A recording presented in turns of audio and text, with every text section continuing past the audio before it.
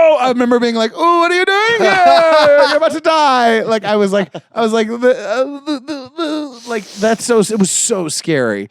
And I was like, course. and it was not cool. It was not like, oh. Unfortunately, I've never seen that. You've never seen it? Oh, I saw it one time. And it was like, it was truly, the girls were doing coke on the like a table, and then that door opened, and I saw that spoon with the fire, and I was like, oh, Yeah, that's very freaky. Daddy's in the wrong place. There's a there's a video on Twitter. It's like a girl. She's partying with people. They're like filming themselves like partying, and then one guy like takes out a gun like this, and you see like she goes like, oh, like she realizes she is the last place she wants to be. Of course.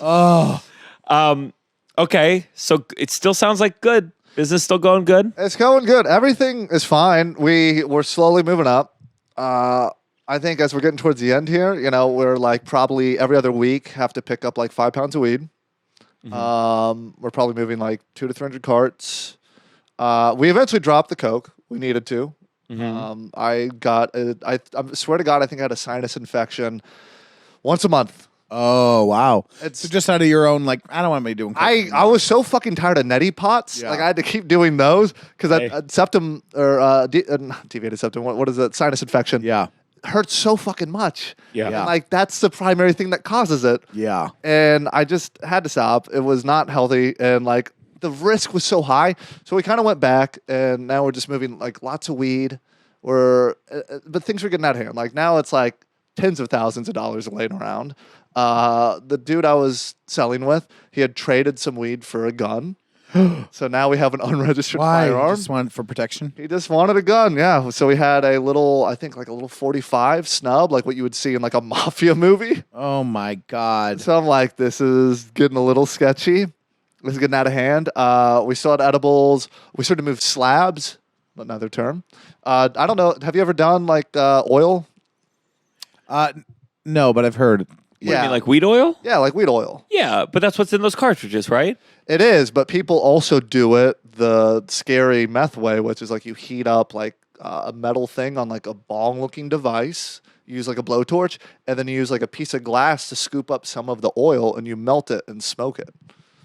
Oh. Yeah, I prefer the brownies. Yeah. Yeah, that is like the one time weed starts feeling like too serious. You're kind of like, this is a little methy. Yeah. Can you OD on that, or is it still just super No, high? but you'll get so high you think you're ODing. Like Yeah. you'll be doing the Googles you're doing, where it's like, am I dying from oil? Yeah. It's we're moving like, I don't know, like a quarter pound of that. now you have this is a lot of money you're talking about. Yeah, it's like, we're in like the tens of thousands now. Yeah. Just cash in a box with a bunch How of are you drugs. feeling emotionally? Like, are you like, what am I doing, dude? Or are you like, It was fun up until, so first off, like I'm getting close to like graduating college, and I was getting it was too much. Like it was getting to a point where it's like every time we picked up, I'm like, this is like a life-changing event, because like if we got pulled over, and we're dealing with people now that are like very sketchy. Like there was a dude he was like a Middle Eastern dude, and like his uncle was like a diplomat or something. So he was never concerned with being caught, because like, they could never arrest me in the United States. I'd just be sent back to the country that I'm involved with politically, geopolitically. Yeah. yeah. And we're getting from him, and I'm like, you're on somebody's radar though. Like someone's paying attention to this. Yeah. If it's not the DEA, then it's the FBI, because you're like from some other country. You're probably not, I don't know what his legal status is. I'm like, this isn't going to end well. Good to know when we get killed for airing this episode. Yeah, we can trace it when back you get to. drone striked. Yeah. Yeah. Oh, good. Oh. America, we deserve it. Yeah. Specifically, Jesus Christ. So okay, you're getting nervous. You're like, do you ever have a friend who got like, you're like, oh shit, Davey got busted. I never had. So this was only over the course of like 2.5, maybe 3 years. None of my friends got caught until after. I got out at a safe time. I remember I told my friend, I was like, I'm done. And he's like, we'll both be done, and we'll just split it all up. We'll just sell what's left. We'll split it all up. He gave me my half, but then he continued selling. So then I was like, well, this is the same amount of risk, because like if our apartment gets busted into, I still go to prison at this point, not jail. It's prison. Yeah. And a crazy prison sentence, because it's like, again, I mean, you could just stack up all the charges pretty fast. Sure. And so I knew I wanted to move, though. Like I was moving to Atlanta at this point. I wanted to get out. I was done. I I think the biggest thing is like I've regretted all the time I had put into this because it's like I'd always wanted to do stand up. I wanted to work in film. None of this stuff was worked on. Yeah. So like for 2 or 3 years, it's like you're tied up in all this. Yeah. And my anxiety, I'm so freaked out because it's like we're dealing with like people that are like not even just friends of friends, but friends of friends of friends. Like you're stretching out a lot. Yeah. You're moving only weight. Like we're not selling like dubs anymore. It's not little 20 bags. So by the end, the lowest amount of weight we'd move was a quarter pound. That was like the least amount. Yeah. Anything less than that, we sent them to the people that we moved a quarter pound to. Yeah. If you want a 20 bags, then you're going to buy it from so-and-so because we're not going to do that. And it started to get very sketchy. By the time I left, I moved to Atlanta. I think within a year, our friend in Port St. Lucie, he eventually got popped. He didn't tell us the full scope of things he was doing, but like it was like a shed full of Flocka. I don't know if you guys remember what Flocka was. No. These are bath salts. So these are the people in our like network. That's insane. Yeah. That is Bath very salts sketchy. are illegal. Fuck Illegal, yes. yeah. People eat people's faces off on them. Yeah, that's like the Yeah. thing in Miami where like I a thought zombie. bath salts was the like zombie guy. Oh no, he's passed out. Bath salts. No, Under the that's nose. No, this Narcan, isn't you're like thinking. yeah, that's Narcan. You fucking idiot. I thought bath salts were like, No, oh, I but- want a nice bath. Wait, This will be fun. No. Yeah. I told you that story though, right? I didn't know. Again, not a drug guy. I thought when we were saying bath salts that people were actually doing Going to Bed Bath and Beyond, having a good time. getting bath salts and like doing it somehow. So one time, Nicole was like, she goes, I got great new bath salts for the tub if you want to use them. And so let me tell you, I used them. I then was like, I got nervous. I was going to like inhale or ingest. And I was like, I was such an idiot. Then later I talked to her and she's like, they're not the same thing. Like I was like literally taking a bath being like, can I breathe this in? Can I? I was like nervous that I was going to ingest and then be like, then eat Too high. my dog's You face off. splash and it goes here, and know? you're like, Oh, oh no, I'm a zombie. Get away, get like away. right away. I was so scared about it. But no, the bath salts are scary. What do you snort it? I have no idea. I've never. But you eat people's face. That's you the would, thing. Well, it has happened. People have like the zombie guy in Florida. Yeah, we had no idea this was going on. This happened like I lived in Atlanta for a year and he got popped for that. And How long is he in prison for? not long. Not Okay, long. As long as probably should have been, I guess. I don't Yeah. know. I mean, like a shed full of Flocka sounds Yeah. like a lot of Flocka. Yeah. I had to guess. This is why you have to eventually stop, though. Like everyone that I was involved with either becomes a realtor or goes to prison. So you don't want to sell drugs. I'm telling you. Like I mean, there's that. I A mean, realtor is one of the transfers that a lot of drug dealers do. I have no idea. Okay. But that was the guy that ripped us off, which I guess says a lot about realtors. Sure. Yeah. But no, a lot of the people we're involved with, if they had not stopped, I mean, are now had either have already served time in jail or prison or are actively facing investigations. Oh And God. so it always, I'll put it like this. If they want to get you, they're going to just get you eventually. Yeah.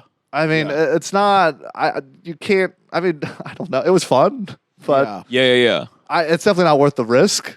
No. I don't know. It seems like your story is pretty. I mean, story's good in the way that you got out. Yeah. Which is like You had a little. it's hard cash, to walk you had a away little if you have cash? like a lot I mean, of money. it's coming definitely a in. lot more money than I've ever made in stand-up comedy. So I will say Sure. that. So if it's between comedy or drug dealing, weigh your options. At the end of the day, how much did you make? We spent it so fast. Yeah. So it really, I'll put it like this: I still have student loan debt, and I sold cocaine. That's how bad of a drug dealer I was. We spent money. How bad student debt is. Yeah. That's true. Country. You could be a cocaine dealer. You still I got still debt. owe money. What the fuck? I don't know. I mean, probably by the end. I mean, maybe you don't have like 20, 30,000, but it was spent so fast. Like none of it was significant money too. Like we never like. Doesn't seem like a lot for saved. your whole drug career. 20, No, that's what I'm saying. The profit margins aren't there. Get a real job. Yeah. Get a real job. Show this to children. I should be. That's Yeah, a better please. anti-drug campaign. And dare. Whatever fan base we can get. But to I will listen say to this. You know what? Of all the things of selling drugs, the most in trouble I ever got was actually through musical theater. What do you mean? I did theater in high school, and I was never, I had no natural talent. Obviously, you saw I can't sing, and we didn't have money to ever do like dance lessons or anything. But I would always get like bit parts in like productions, and we did like a small one. I don't know if you guys have heard of Hairspray. Of course, of course. Small, and so I played a bunch of bit parts in that, and I had to be the flasher that lived next door. On the last show, I thought it'd be funny if I didn't wear the dancer's belt. Oh, no. But I only showed it to fellow cast, not the audience. Yeah. Not the audience. But you got in trouble for lewd? Well, one of the stage moms did not find it as funny as we all did. Yeah. And did call the police. Called the police? Called the police. Escalated That's this. the one time the police caught you? Yes. That's the most. 3 years of drug dealing. What happened to Never you? once. So essentially, that's Hold on, you should have done cocaine before. It would have been so small, no one would have even seen it. right.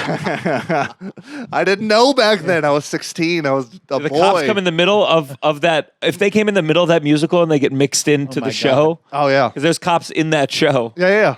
I got to play one, and also had. That's what you did. You go get disguised. You go, what's going on, copper? Let's get this What's going guy. on? Where is I he? was putting my outfit on as the director came in. Our drama teacher was just like, "Hey, we need to talk." And so I'm like trying to cover it up, but she called the cops. The cops did not show up that day. I just had to go home. They sent me home In the middle of the show? in the middle of the show. Yeah, The show must go on. couldn't even do the bow. Famously. The must show go went. The show went on without me. That is the saying. Yeah. The show, on. How sad that you're like, oh, you guys could do this without me yeah. participating. Yeah. That's how I knew acting wasn't for me. That I was not replaceable. Oh, you could just do the show without me. Oh, okay. I really thought. So no, okay. Yeah, I really thought me being the cop held this all together. You're telling the guy I got to be the cameraman for the news as well, and I was like, oh, that was just replaceable. First, let me just say, good for you.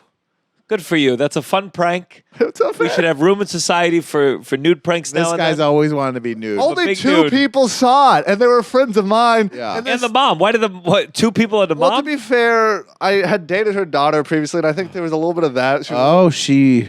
Okay. yeah, and so she probably wasn't a fan of me. Yeah. We weren't dating currently. But whatever, you still don't call the fucking cops. So she called the cops, and then eventually, like, I get a call because I have to investigate it. And like, that's a felony. Even as a child, you will become a sex offender. Yeah. So I did what anyone would do, and I just lied because you have to. You said what? You said I just had a dance belt, a new dance dancer's belt. belt. Yeah, and it happened fast. Yeah. And what are you gonna do? It's a prank. Ever heard of you can't, it? like, was mom going to be like, no, I saw his cock and balls. Let me tell you. Yeah. They're like, no, you're under arrest. Yeah, You were staring clearly at this young kid's At a cock and minor. balls. At a minor. at a minor. Well, that's what happens to those kids. These poor fucking kids. They send nudes and they sext, and they're 15. So it's like child porn. Like, it's very stressful to be a parent. You're like, your phone has child porn on it. Yeah. Jesus Christ. Yeah. You can't be charged for this. Oh. So that's the most in trouble I got. So honestly, it's almost like good that I fell into drug dealing because honestly, I feel like I would turn the normal things into problems eventually. Yeah. Wow.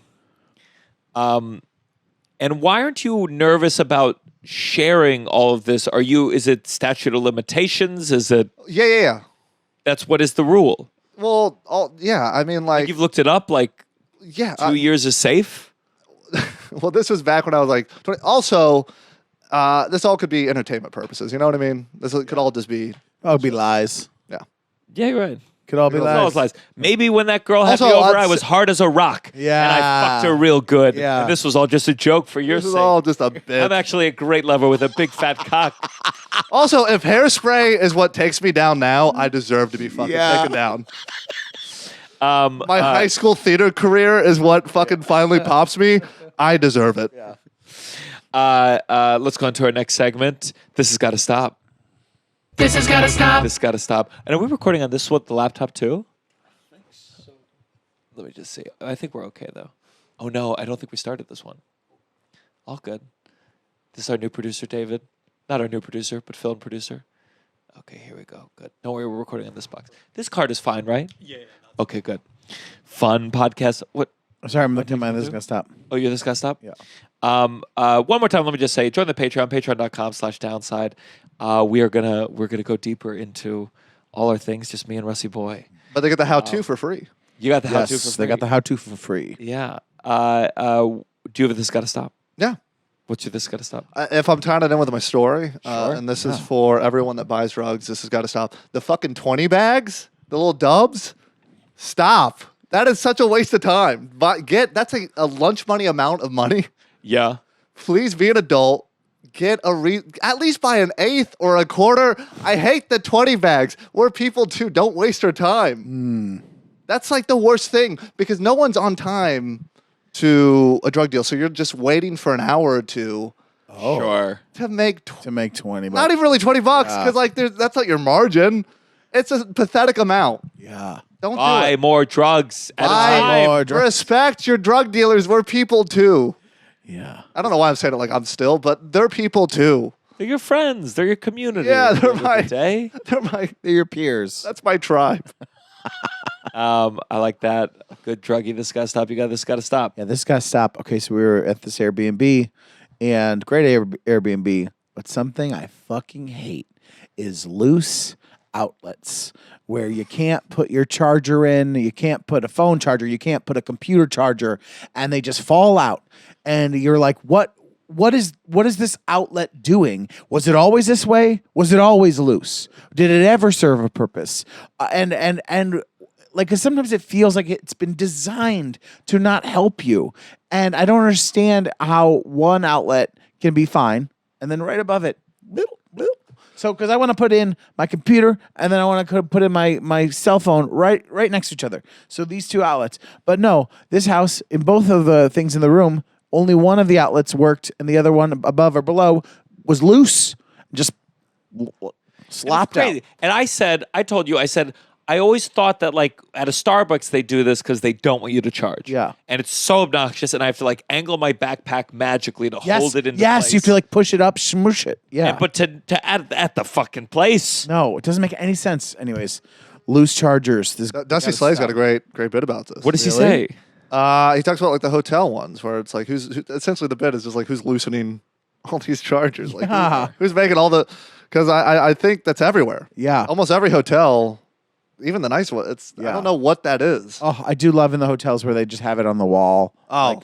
Like in Incredible. between, and you're just like there, and everything can reach, and it's oh my god, why? Yeah, if you say it a La Quinta, you'll unplug your phone and the whole fucking lamp Yes, comes out. yes. Like it's terrible. This has got to stop.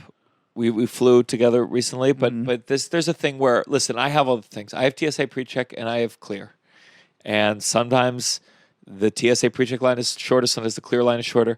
But at airports recently, they've designed a new line. It's TSA PreCheck plus Clear, and I go like, you're gonna do this in front of our faces, you're not going to come up with a new thing. You're not going to lie. You're not going to say, hey, we need a new. You're just going to be like, well, now you need, if it's both, then it's faster.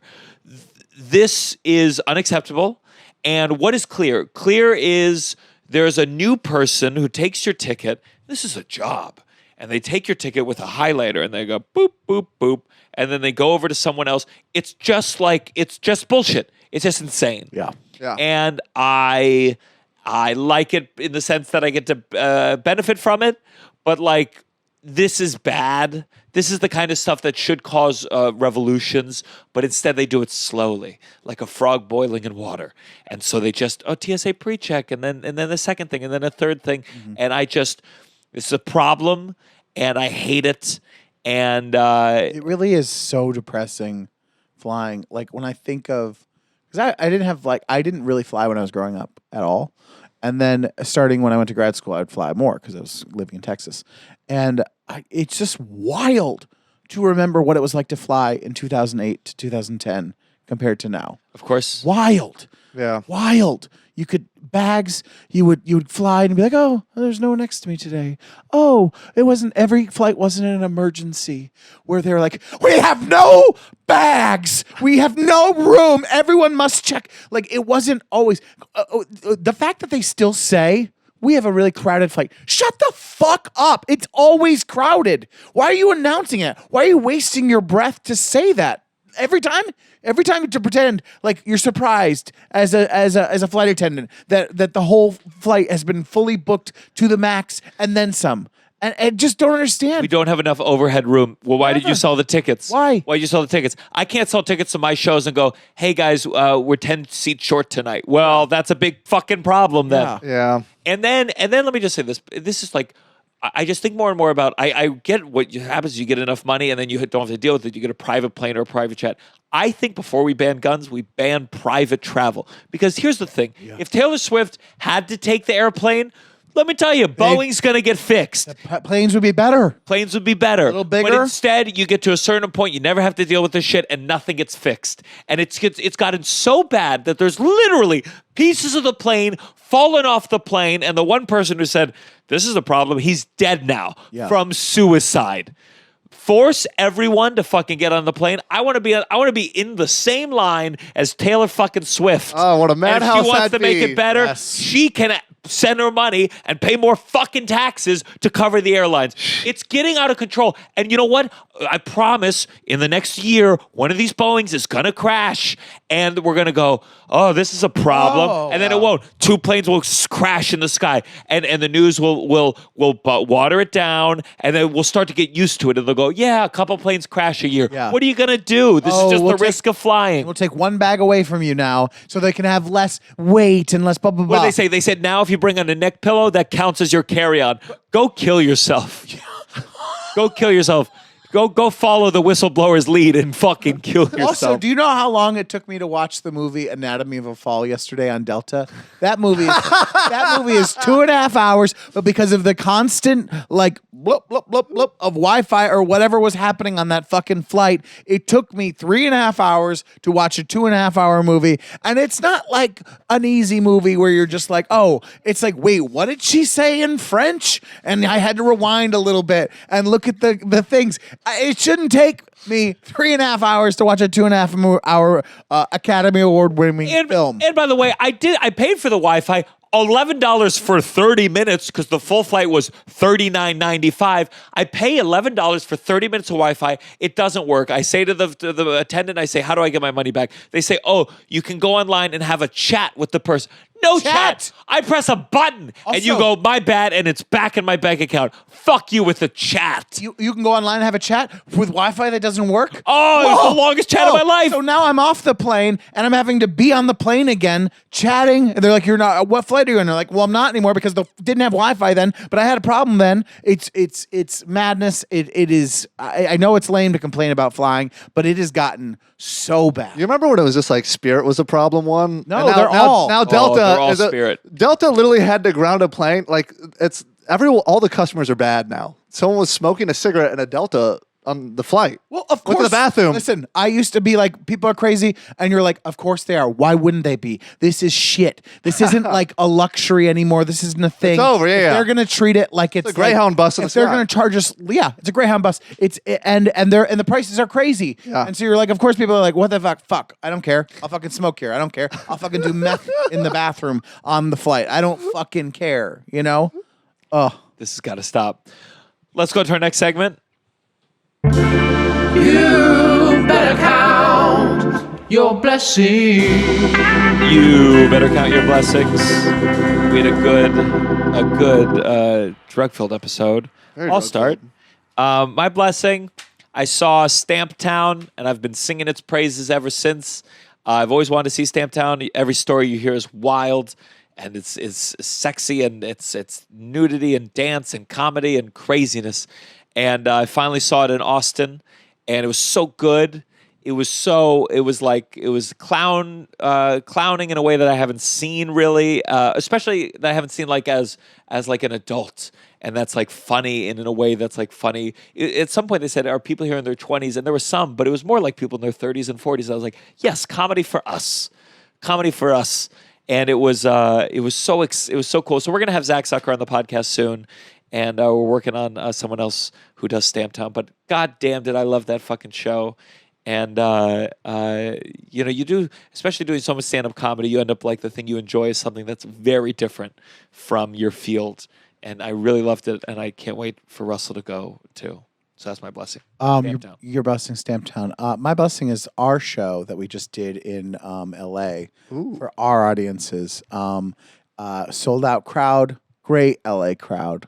Very fun show. First sold out live show. First sold out live show in LA. We're going to be back on May 3rd for another show out in LA for another live show. Ticket link in the description. And a special shout out to my friend Ashley Wakeman, who lives out in California. I haven't seen her in 10 years. We did high school theater together. We did Fiddler on the Roof. She was Golda. I was Tevya.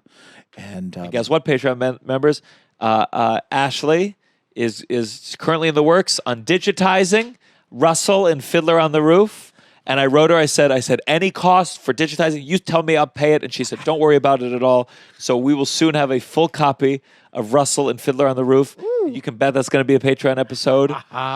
Some capacity. Is the tape she has the one where you fuck up the words? I don't think so. Son of a bitch. We got to find your other Golda. We'll get them both. Yeah. We're going to watch 2 separate performances of Russell in middle school. Ty, you got a blessing. Yes. To fit in with the episode, I'm thankful for the statute of limitations. Yes. And in case that doesn't work, my future wife, because she won't be able to testify against me. And then just be clear, that's about drugs, because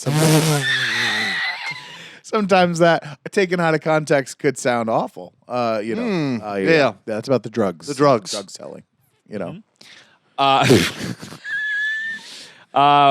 Thanks again for listening. Tell your friends. This is The Downside. Hit that first button, David. 1, 2, 3. All right, whip at that cocaine. You're listening to The Downside The Downside. with Gianmarco Soresi.